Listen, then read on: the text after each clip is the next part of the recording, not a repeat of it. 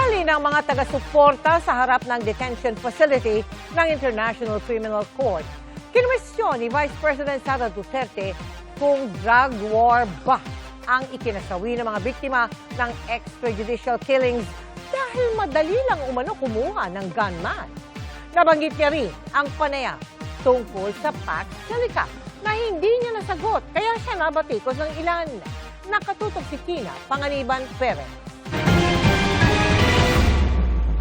Sabay sa pag-iit niya sa umano'y tindi ng gun violence sa Pilipinas, kunwestiyon din ni Vice President Sara Duterte kung drug war nga ba ang dahilan ng pagkamatay ng mga binansagang biktima ng extrajudicial killings noong panahon ng amang si dating Pangulong Rodrigo Duterte.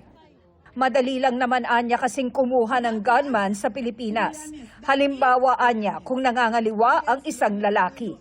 I can hire a gunman for 5,000 pesos to kill the mistress. That is how, for 5,000 pesos, that is how bad gun violence in the Philippines is. And that is, again, yes, EJK. So how can you say that all your listed victims, all your listed complainants are supposed victims of the drug war? Sinabi yan ng bise sa rally ng mga taga-suporta sa The Hague kung saan nakapiit ang kanyang amang si dating Pangulong Rodrigo Duterte para sa crimes against humanity dahil sa war on drugs ng Duterte administration. Nagpasalamat siya sa nag-organisa ng pagtitipon. Sabay sorry dahil sa batikos na inabot nito dahil sa isang panayam sa bise na naka-upload online.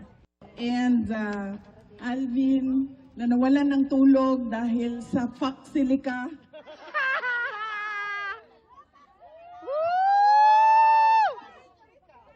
Alvin, if they cannot respect a no comment, you should not lose sleep over it. Ang tinutukoy ng bise ay ang paghingi sa kanya ng komento tungkol sa Pax Silica, ang pinag-uusapang pagtatayo ng Amerika ng isang artificial intelligence hub sa New Clark City sa Tarlac. Any thought po about sa Pax Silica na balak pong itayo sa Pilipinas? Ano na? Pax Silica. Yung Pax Silica. Pax Silica? Hindi ma'am, Pax Silica. Do you know anything about that? Wala ma'am? ako. I cannot comment on that. May mga bumatikos sa kakulangan sa kaalaman ng bise sa mainit ngayong issue sa Pax Silica. Lalo't nagsabi na raw siyang gusto niyang maging susunod na Pangulo ng Pilipinas. Kontrobersyal ngayon ang Pax Silica dahil sa isang banda, lilikha raw ito ng maraming trabaho dahil sa mga itatayong AI data centers at pabrika ng computer chips na gagamitin ng mga AI supercomputer. Pero pinangangambahan ang epekto nito sa komunidad dahil sa laki ng kuryenteng kailangan ng proyekto at matinding demand sa tubig para sa cooling system ng mga data center. Ayon sa gobyerno, magkakaroon ng sariling source ng kuryente at tubig ang AI hub para di makaagaw sa supply ng lugar. Tina Panganiban Perez, Nakatutok, 24 Oras.